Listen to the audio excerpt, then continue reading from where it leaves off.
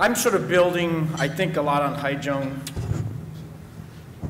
Haijung's work, and I know that it builds on what Albert talked about yesterday. But I think where I start is sort of where Haijung left off, is that there's a real, I think, crisis. And I think, and I'll get to at the end why this may be a fundamental long-term growth crisis, and it starts in these remote rural areas. But if you looked at this from a development economist point of view from 2010, it actually doesn't seem so bad. And this is probably where the problem is. It's one of thinking where China's going in the next 20 years. We did a survey of more than 10,000 junior high students in rural schools in the poor areas of Northwest China. 92% of them told us that within 1 year they would be in the city working. You know, urbanization, it's what Haijung said we should be doing. These 16-year-old girls surveyed from a factory all came from the same town in Ningxia. 87% of their graduating class from middle school went to work in the city. Urbanization. We also did a survey of their parents.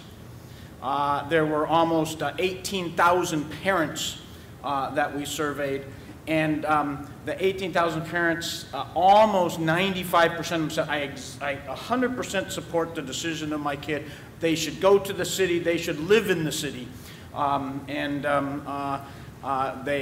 They said they didn't regret them dropping out after junior high and not going to high school.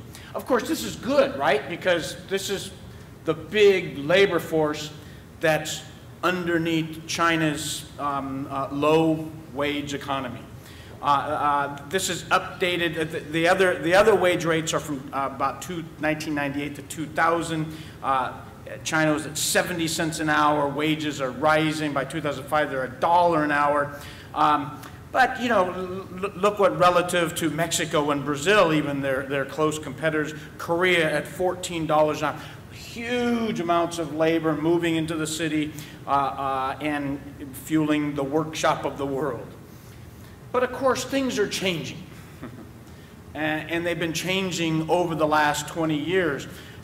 The top is the off-farm participation rate of rural labor force. So think of that as 100%. It's a little hard to see this. I'm getting a lot on one graph. 100% is this graph. That's 500 million people, 250 million in the male part, 250 million in the female part. And you can see that by 2008, 71% of men are working off the farm. Almost half of women are working off the farm. And it's when you start, though, to look at the cohorts, the different age groups, that you really see how things are changing. Look at 16 to 20, 21 to 25, all the way to 36 to 40-year-olds. So these are all rural labor force for the whole country from 16 to 40. 90% of them are now working off the farm. And if you go to poor rural areas, it's like 99%. If you're able-bodied, you're gone. If you look at women under the age of 30, 80% of them are gone. Okay? And it's only when they get to be childbearing age that they come back to the village.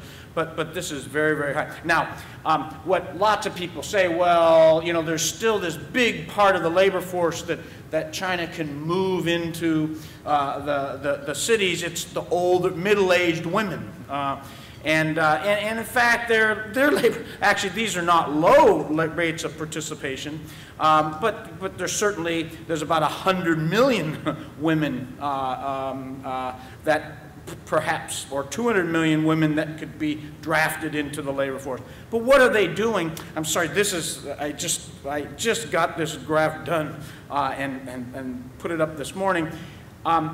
What the women are doing is they're doing the farming. This is from CHNS data from all over the country. The thing to do is look at these are the 97, 2000, 2004, 2006, 2009 wave of the CHNS data. And this is the share of hours put in farming by women. And it's gone from 53% to 60%. Now 60% of the hours in on the farm are being, so these women who aren't working in the factories are doing the farming. And another very, very interesting fact I think is even more indicative of the shift is, here are the proportion of farms. There's about 200 million farms in China. Every rural family has a farm, so 200 million. Almost a third of them are now being run and managed by the woman herself. Okay, so it's a woman head of household. The male in the family isn't putting 1 hour into farming. So this is 70 million farms being run by women. So to attract her out, to put away the farming and bring her into the city, where sure that I'm sure a lot of women would be happy to do that, but you're going to have to, what are you going to have to do? You're going to have to raise the wage. And of course, I'm sure this is what Albert talked about yesterday, the rising wage in China. For 30 to 25 years, through the early years of reform, 20 years, the wage was flat. It started rising gradually through the 2000s. And you can see that it's starting to accelerate through the late 2000s.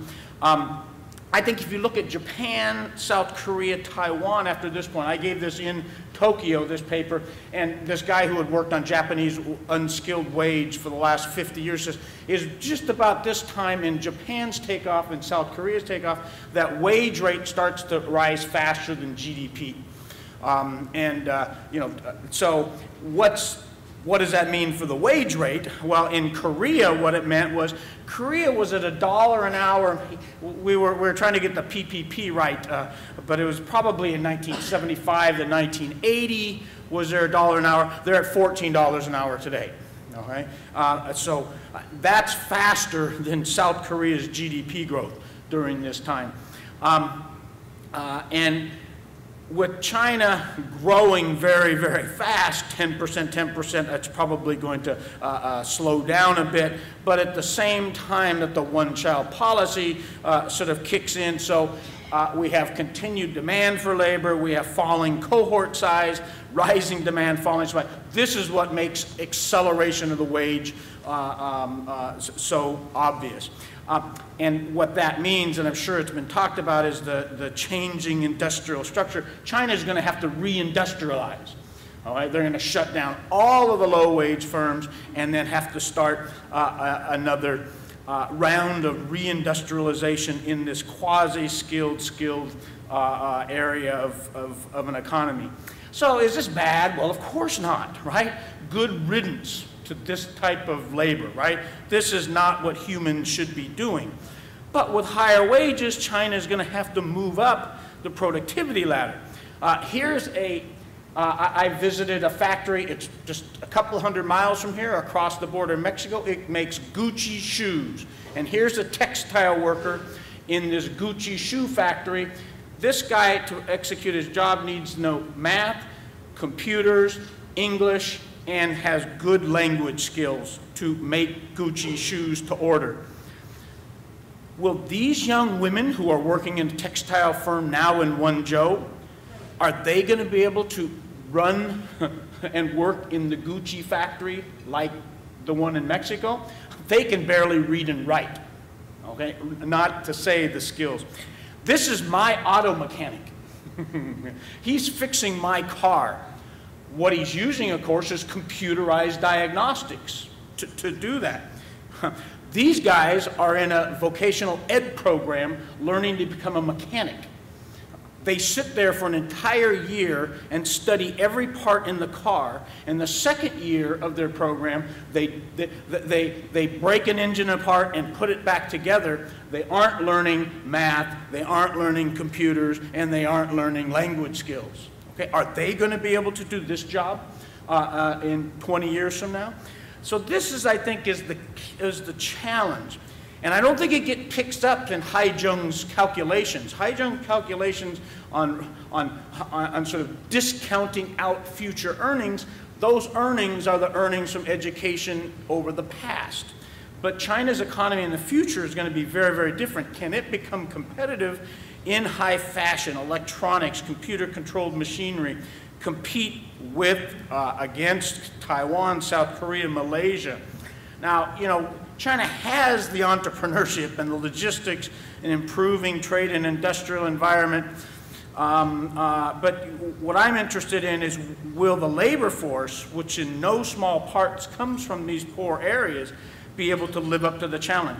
At this point, when the wages turned up and started rising very fast, in Taiwan, South Korea, and Japan, 100%, every single kid in those countries graduated from high school.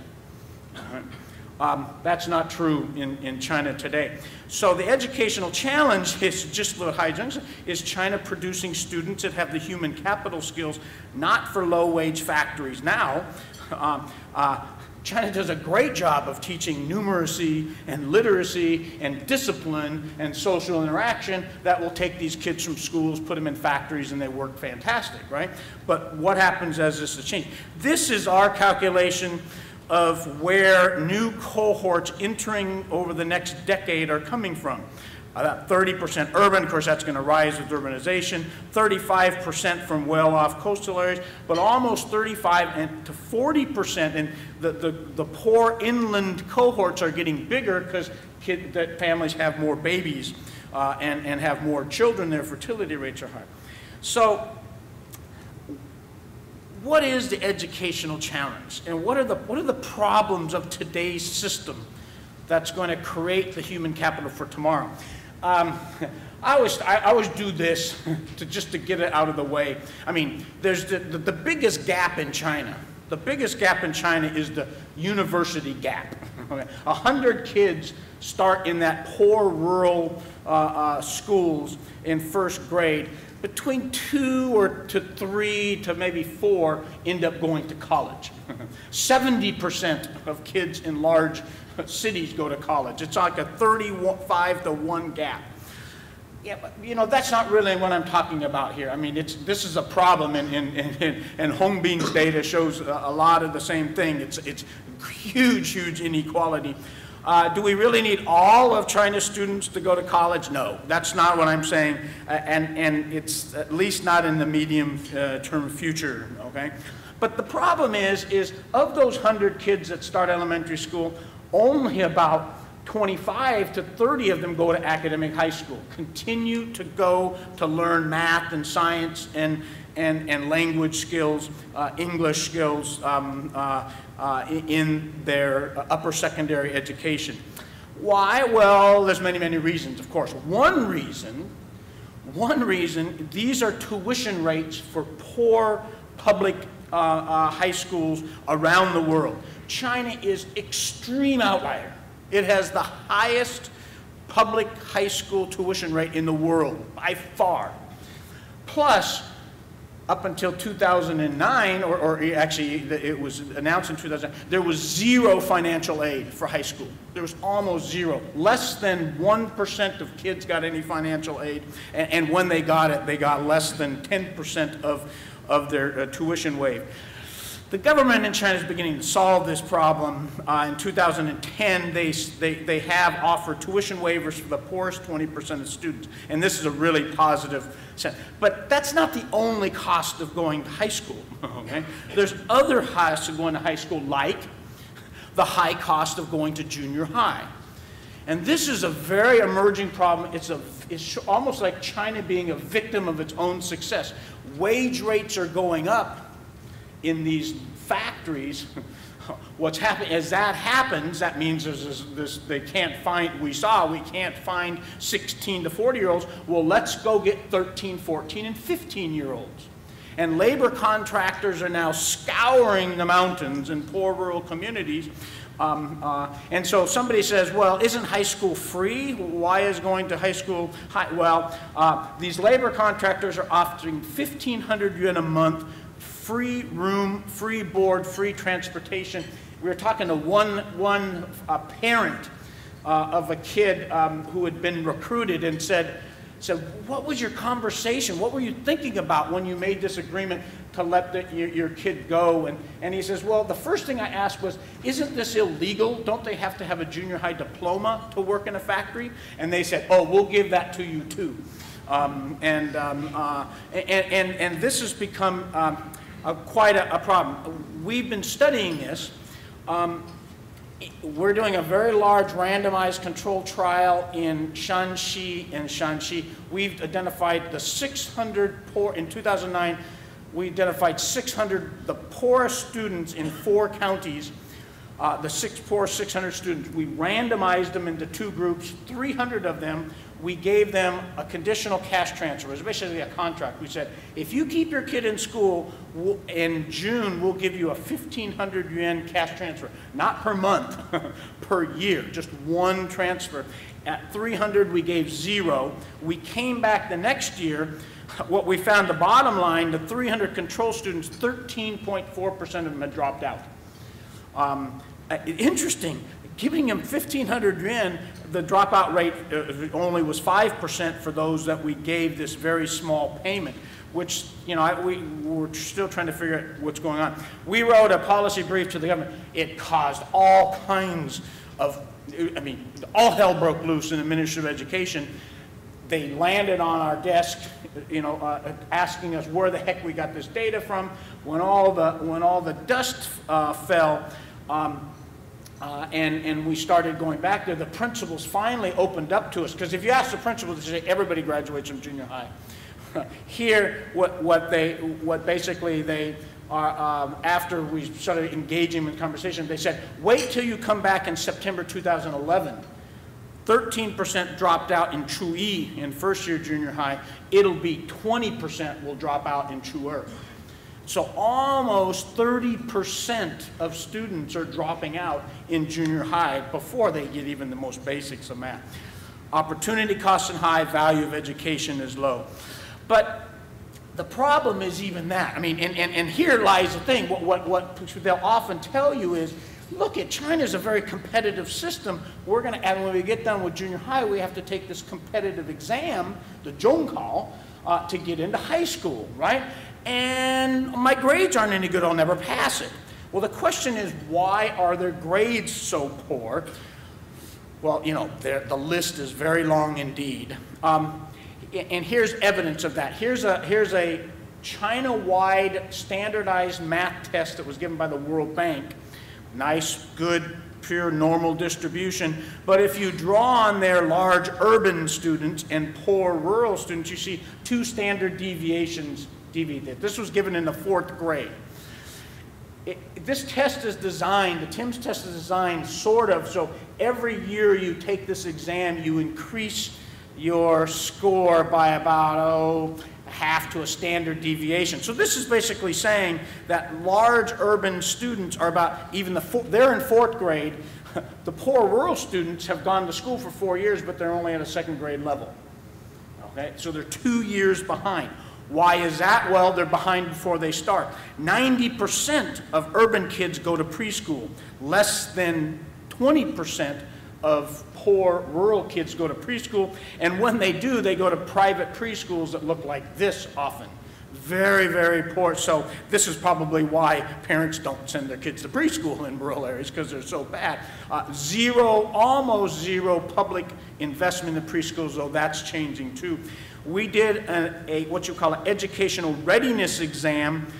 This exam is given to urban families and been done by Professor Peking University for many, many years. That's their distribution on the top. So it's a mean of 90. This is a score, this is a test trying to say, are they ready to go to school? This professor thinks that if a kid scores lower than 70, the kid isn't ready to go to elementary school and begin to learn in a school environment.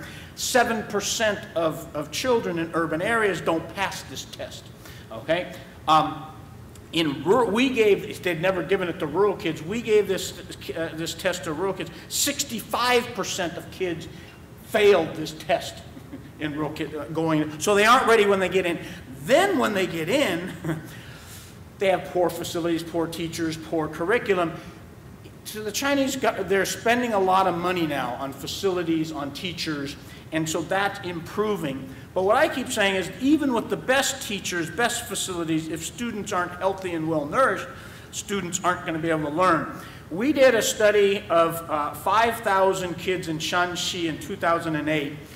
We had nurses from the School of Medicine, the nursing college, take blood tests of kids and found out that 39% of kids in Shanxi were anemic.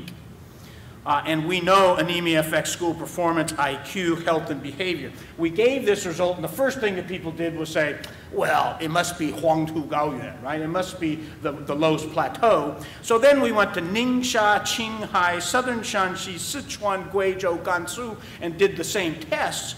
And you find that this is the worst disease in China. I mean, almost 40% of kids, maybe 15 million kids, are iron deficient. All right? If you're iron deficient, you aren't going to learn. And their problem is diet. They just don't eat meat here. If you give them a vitamin a day, where we did in 30 schools, the bottom one, you shift the hemoglobin counts to the right over time. The control school stays just about the same, and test scores go up by 0.4 standard deviation. So giving them E10, just one vitamin per day, increases test scores by about 1 year's or half a year's worth of.